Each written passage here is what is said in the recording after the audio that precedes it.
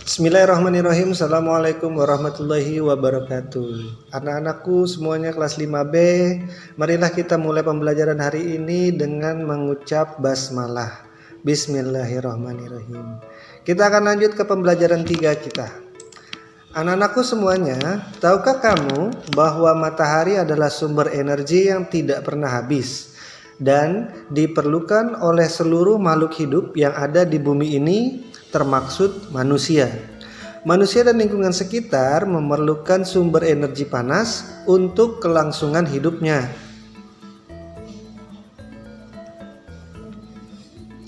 Nah, untuk memenuhi kebutuhan hidupnya, manusia harus berhubungan dengan lingkungannya. Lalu, bagaimana manusia berhubungan dengan lingkungan alamnya? Nah, untuk mengetahuinya, mari kita akan lanjutkan pembelajaran kita berikut ini. Manusia dengan lingkungan alam. Semua makhluk hidup yang ada di bumi melakukan hubungan dengan sesama makhluk hidup maupun dengan lingkungannya. Lingkungan alam terdiri atas benda mati dan makhluk hidup. Lingkungan alam merupakan sumber kehidupan bagi makhluk hidup karena alam menyediakan semua kebutuhan makhluk hidup. Benda mati dan makhluk hidup saling mempengaruhi antara satu dengan yang lainnya. Bahkan keduanya saling berkaitan. Nah, salah satu bentuk hubungan antar benda mati dan makhluk hidup adalah jenis tanah, suhu, dan curah hujan di suatu tempat dapat mempengaruhi jenis tanaman yang tumbuh dan hewan yang berkembang di daerah tersebut. Makhluk hidup juga dapat mempengaruhi benda mati. Contohnya, daerah yang banyak tumbuhannya akan menyebabkan daerah tersebut menjadi lebih sejuk. Daerah yang masih banyak tumbuhannya cenderung memiliki air tanah yang baik dan berlimpah. Hal ini terjadi karena tanaman membantu tanah menahan air dan menyimpannya di dalam air dengan baik. Lalu bagaimana antara hubungan manusia dan lingkungannya? Hubungan antara manusia dan lingkungan alam dapat dikelompokkan menjadi dua. Pertama, hubungan yang membuat manusia harus dapat menyesuaikan diri dengan alam. Dan yang kedua adalah hubungan yang membuat manusia dapat memanfaatkan alam sekitarnya.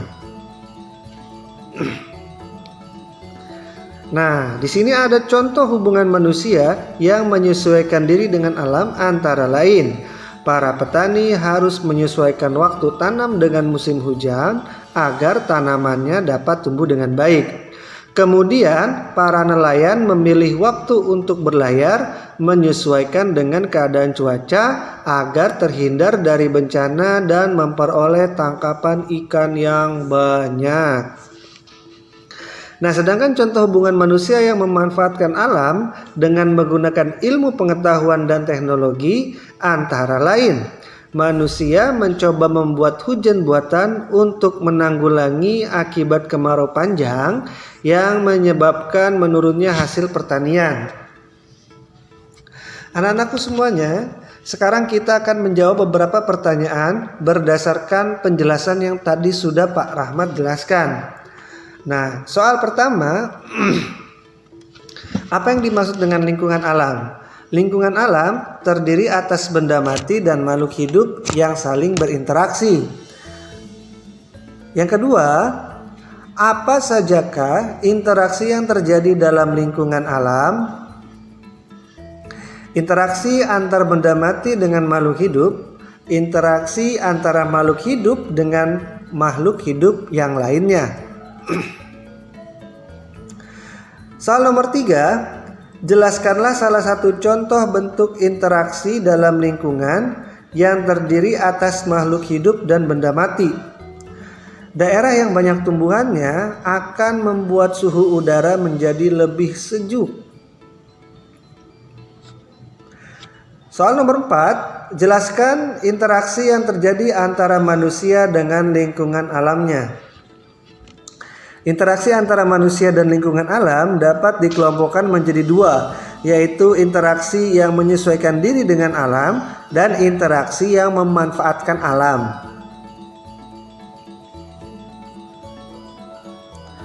Soal nomor 5, berikanlah contoh interaksi antara manusia dengan lingkungan alam yang kamu ketahui.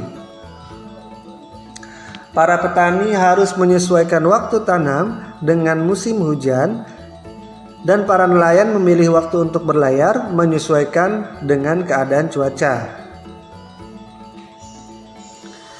Anak-anakku semuanya, tahukah kalian semua bahwa setiap manusia yang hidup di dalam masyarakat mempunyai hak yang dilindungi oleh undang-undang? Nah, sebagai seorang siswa pun kita memiliki hak-hak yang harus kita ketahui. Apa saja hak tersebut? Nah, simak penjelasan dari Pak Rahmat berikut ini ya. Konvensi Hak-Hak Anak. Anak-anak merupakan generasi penerus cita-cita perjuangan sebuah bangsa. Oleh karenanya, kebutuhan untuk tumbuh dan berkembang dalam kehidupan anak harus diutamakan. Sayangnya, tidak semua anak mempunyai kesempatan yang sama dalam mewujudkan harapannya. Banyak di antara mereka yang mengalami kesulitan untuk tumbuh dan berkembang secara sehat dan mendapatkan pendidikan yang terbaik.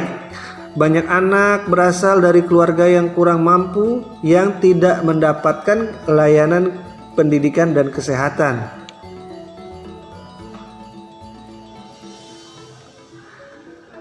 Tak hanya itu, akibat perang dan pertikaian yang terjadi di beberapa negara, banyak anak yang menjadi korban.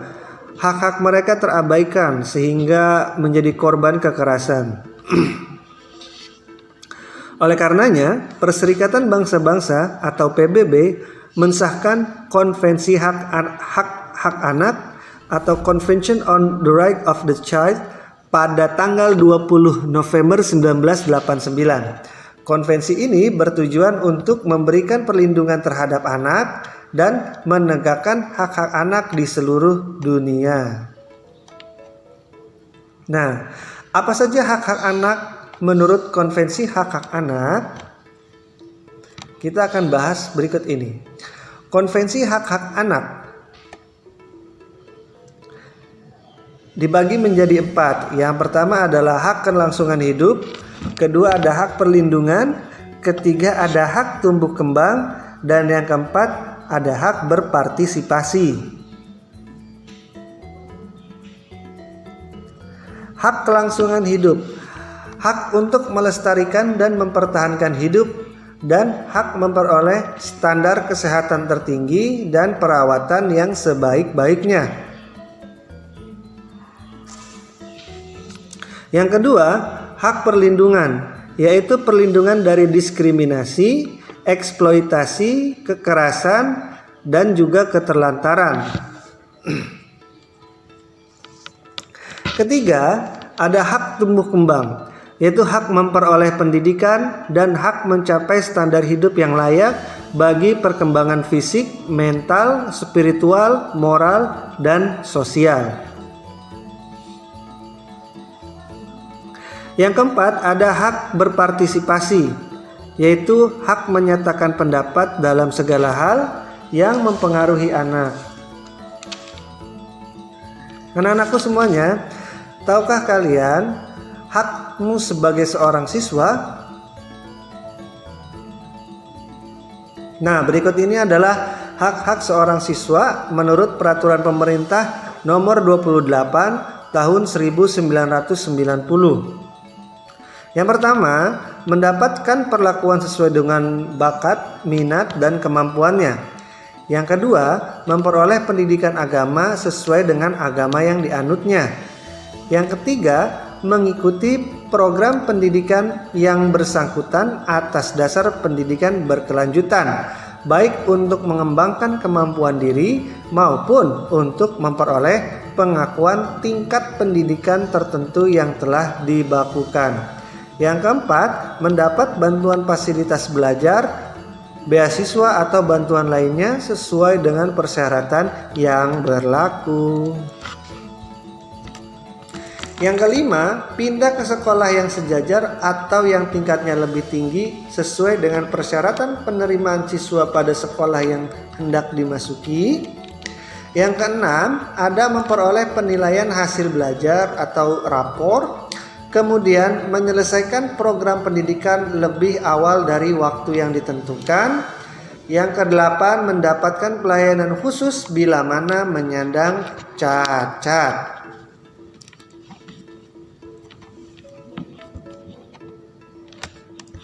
Nah, itu dia adalah hak-hak seorang anak atau hak-hak seorang pelajar atau siswa. Nah, demikian tadi pembahasan kita tentang subtema 1 di tema 6 pembelajaran ketiga, dan kita akan lanjut ke pembelajaran yang keempat. Terima kasih. Oke anak-anakku, kita akan lanjut ke pembelajaran kita yang keempat. Nah, anak-anakku semuanya perhatikan gambar berikut. Papan iklan tersebut merupakan salah satu media yang digunakan untuk menyampaikan informasi kepada masyarakat melalui media cetak. Iklan tersebut berisi ajakan kepada masyarakat untuk tidak membuang sampah ke sungai.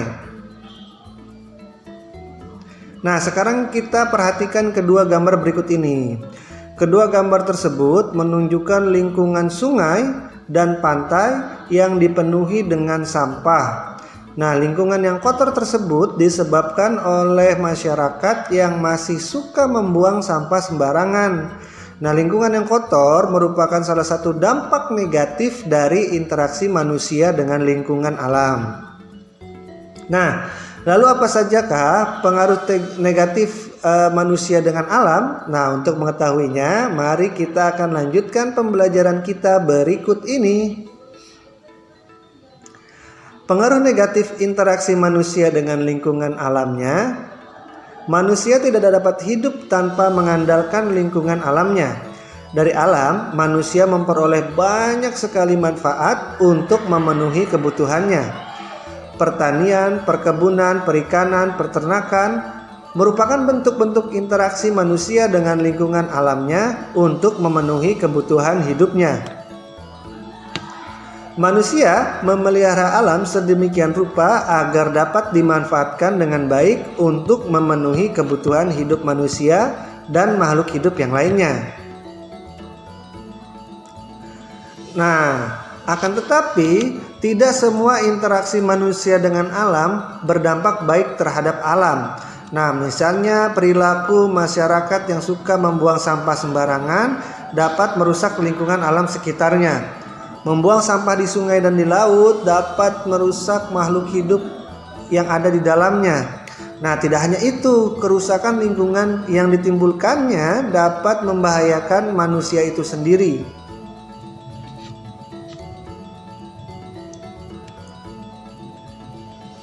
Nah, berikut ini ada dampak negatif interaksi manusia dengan lingkungan. Banjir karena saluran air yang terganggu oleh sampah dari kegiatan manusia. Yang kemudian ada bencana tanah longsor yang disebabkan karena manusia sering menebang pohon di tanah yang landai. Lalu ada kebakaran hutan karena kecerobohan manusia yang menyebabkan kerusakan dan kerugian yang sangat besar. Anak-anakku semuanya, berdasarkan uraian yang tadi Pak Rahmat jelaskan, mari kita jawab beberapa pertanyaan berikut ini. Yang pertama, dapatkah manusia hidup tanpa mengandalkan lingkungan alamnya? Mengapa? Jawabannya, manusia tidak dapat hidup tanpa lingkungan alam karena manusia mendapatkan kebutuhan hidupnya dari alam dan manusia tidak bisa memproduksi sendiri kebutuhannya. Nomor 2, jelaskanlah 2 atau 3 contoh interaksi manusia dengan lingkungan alamnya yang terjadi di sekitarmu. Nah, contoh interaksi manusia dengan lingkungan alam antara lain: petani menanam padi, nelayan menangkap ikan, penambang mengambil pasir di sungai. 3. Sebutkan dan jelaskan contoh interaksi manusia dengan lingkungan alamnya yang merugikan manusia dan lingkungannya. Nah, contoh manusia dengan lingkungan alam yang merugikan adalah membuang sampah sembarangan yang menyebabkan banjir, menebang pohon sembarangan yang menyebabkan tanah longsor dan juga banjir. Nomor 4. Apa saja akibat interaksi negatif manusia terhadap lingkungan alamnya? Jelaskan. Contoh dampak negatif interaksi manusia dengan alam antara lain banjir karena saluran air yang terganggu oleh sampah, kemudian tanah longsor yang terjadi karena manusia sering menebang pohon di tanah yang landai.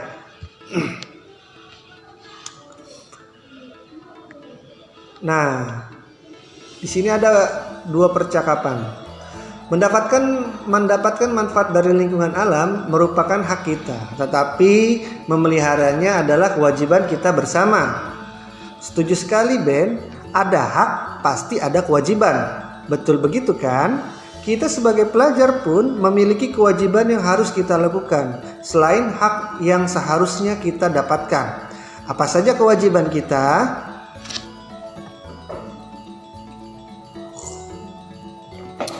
Kewajiban warga negara dan siswa. Anak-anakku semuanya, apa yang kamu rasakan jika sekolahmu dipenuhi sarana belajar yang kotor, penuh coretan dan rusak?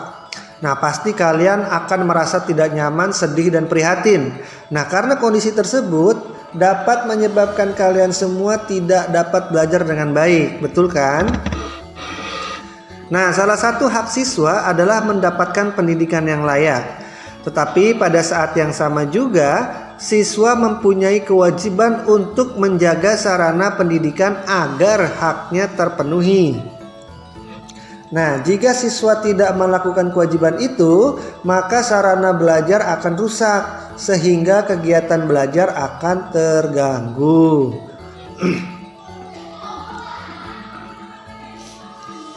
Apakah yang dimaksud dengan kewajiban? Menurut Kamus Besar Bahasa Indonesia, kewajiban berasal dari kata wajib yang berarti harus dilakukan atau diamalkan. Sehingga kewajiban adalah sesuatu yang wajib dilaksanakan.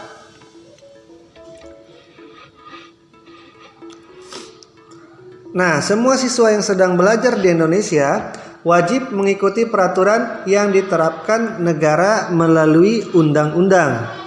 Semua kewajiban ini harus dilakukan untuk menjamin seorang siswa mendapatkan haknya. Seorang siswa berhak untuk mendapatkan pendidikan yang layak, maka kewajiban siswa antara lain menaati peraturan yang berhubungan dengan pendidikan. Misalnya menaati peraturan sekolah. Anak-anakku semuanya, berikut ini adalah hak dan kewajiban kita sebagai seorang siswa ketika berada di sekolah. Nah, haknya adalah mendapatkan pendidikan dan pengajaran di sekolah, kemudian menggunakan fasilitas pembelajaran di sekolah, yang ketiga memperoleh bimbingan dan konsultasi. Nah, sedangkan kewajiban sebagai seorang siswa di sekolah antara lain mengikuti seluruh kegiatan sekolah, mematuhi segala peraturan sekolah, serta yang paling penting adalah menjaga seluruh fasilitas yang ada di lingkungan sekolah. Nah, sedangkan berikut ini adalah hak dan kewajiban kita sebagai anak ketika berada di rumah. Hak kita ketika di rumah sebagai anak adalah hak mendapat perlindungan, hak mendapat kasih sayang, hak mendapat jaminan kesehatan yang layak. Sedangkan kewajiban kita sebagai anak di rumah antara lain membantu orang tua, belajar dengan rajin, menjaga kebersihan lingkungan rumah. Nah, demikian tadi anak-anakku pembelajaran tema kita hari ini di tema 6, subtema 1, pembelajaran 3 dan 4. Semoga semuanya dapat dipahami. Terima kasih bagi yang sudah menyimak. Terima kasih. Cukup sekian untuk pelajaran hari ini. Nah, tatim bilhamdalah. Alhamdulillah. Wassalamualaikum warahmatullahi wabarakatuh.